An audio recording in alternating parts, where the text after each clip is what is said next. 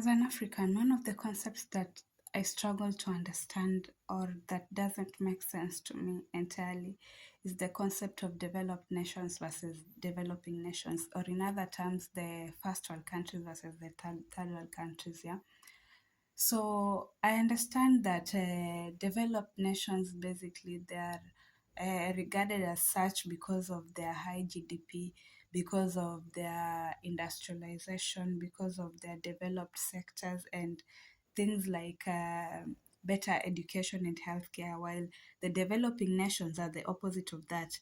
And this also it's the same as the first world countries and the third world countries. The first world countries are regarded as being better, more developed, more industrialized than the third world countries.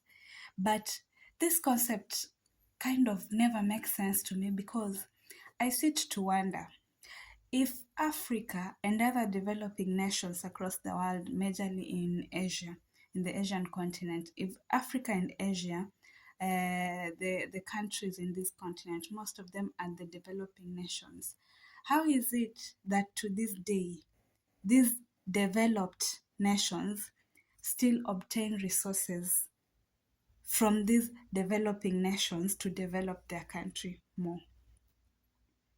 How is it that most of the European nations and countries such as America, the United States, continue to exploit these developing countries for resources, and they've basically been extraction economies for centuries, even years after the end of colonization?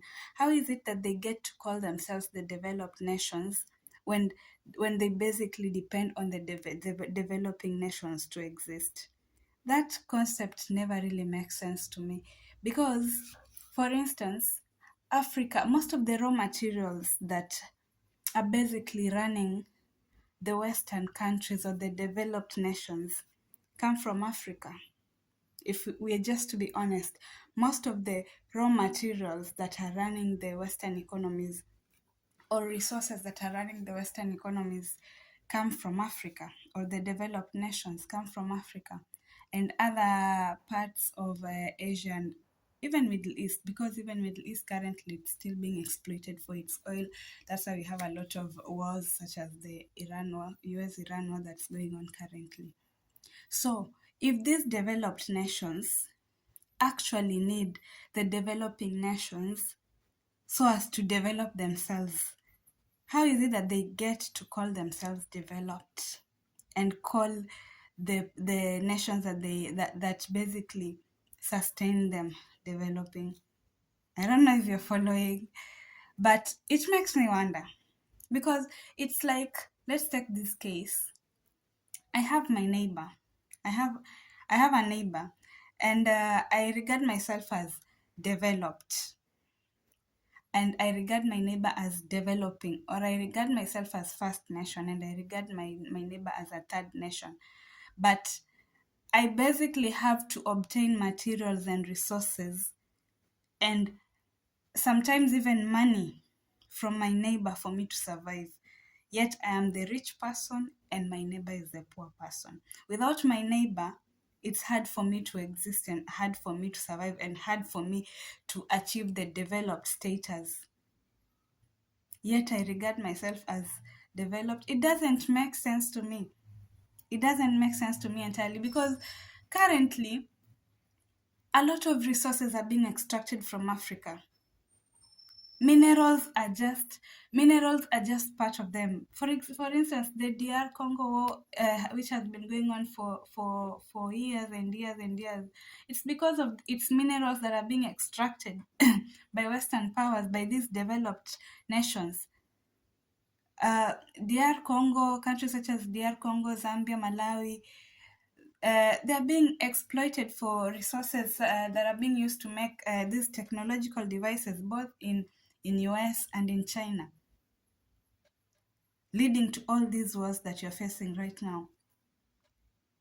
We have Kenya, which is the main exporter of cash crops such as tea, coffee, flowers. We have Ghana, and is it Ivory Coast? They are exporting cocoa, which is being now, which is being processed in these Western countries to so that they can be imported back as chocolate. Doesn't make sense. But anyway, we have those, and those are just a list of some of the resources that are being taken by these developing nations. We have even cheap labor. The Western nations are taking a lot of cheap labor from Africa to go and develop their nations. Yet we are the ones who are regarded as poor. I just find this hard to understand because Africa as a continent is not poor.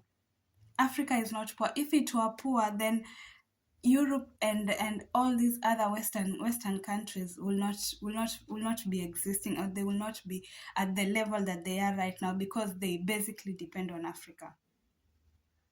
But it is a bit insulting for these developed nations to call our nations third world, yet they depend on our resources to survive. Even to this day, France is still basic. Not even France.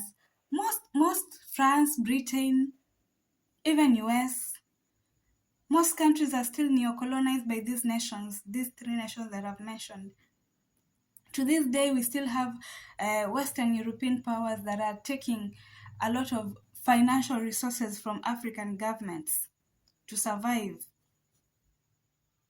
We've had a lot of our artifacts that have been taken by the Europeans, by the European countries, and they are being put in their museums, and they earn revenues from these artifacts. For instance, we have artifacts from Benin. The Benin bronzes are in European museums. We have artifacts from Egypt. We have artifacts from different parts of West Africa. They are earning money in Europe, and yet they cannot bring them back, but we are still the poor people.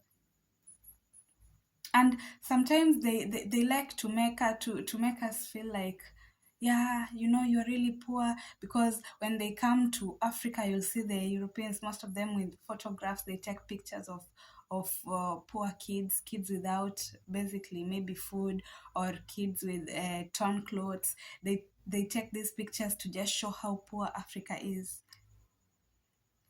But you don't also take pictures of the homeless people that are in the streets in these Western countries, people who don't even have a place to sleep, who cannot afford food, who cannot afford basic needs. Yet you're the developed nations.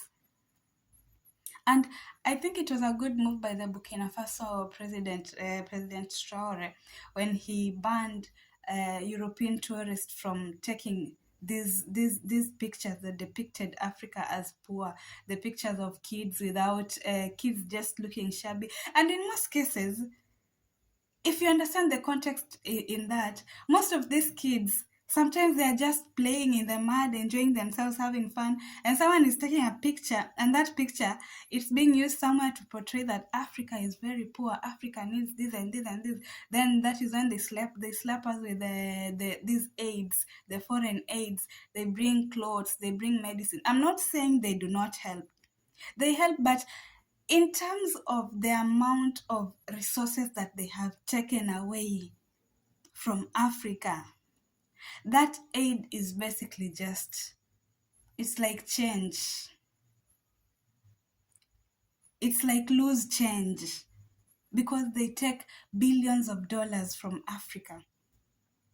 They extract our resources. They export our labor. They even take they take they take finances from our government, and all this, considering, I don't think is there an African country that has ever been repatriated for colonialism? I'd love to know. I'll research on that. All this, you've not you've not factored in the impacts of colonialism. You've not factored in how young these countries that you're calling developing are, because most of them just gained independence a few years ago. Yeah. So for me, when someone says that Africa, the African countries are developing nations or they are third world countries, I actually find it offensive. Because how can I be the developing one yet you depend on me to survive? How can I be the developing one yet you're the one who came to my continent to colonize me? I did not follow you to wherever you are. There was food at home. I did not need to go and cross seas and oceans to try and find new territories. We were good. You are the one who came, but somehow we are the poor ones. And also there is, I also think it's important to understand that the definition of poor for a European or for a Western person and for an African may differ. I think there is also that. Your definition of poor is not my definition of poor. And the things that we value are very different. The things that we value as wealth are very different. And it is also important to acknowledge that even the African governments that are currently existing, most of them are, how can I put it?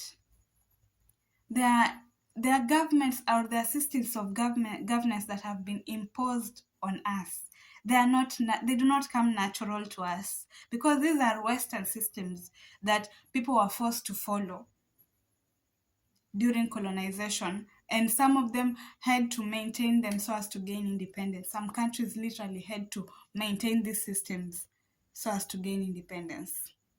And even that is why we see, even to this day, if there is a leader that tries to go against some of the Western countries, most of them are usually just killed. We've seen throughout history, we've seen people being killed, people who oppose the Western government. We've seen people like Patrice Lumumba. We've seen Kwame Nkrumah. We've seen Dedan Kimathi. All those people, they have been killed. Even recently, Magufuli, allegedly.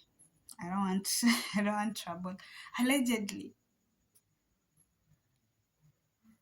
So when someone says Africa is a developing continent or the African countries are developing nations or they are third world countries, I really don't understand what they mean, honestly. Especially if it's coming from someone in the supposed developing nation. I don't understand what they mean because it doesn't make sense to me. As an African, it doesn't make sense to me.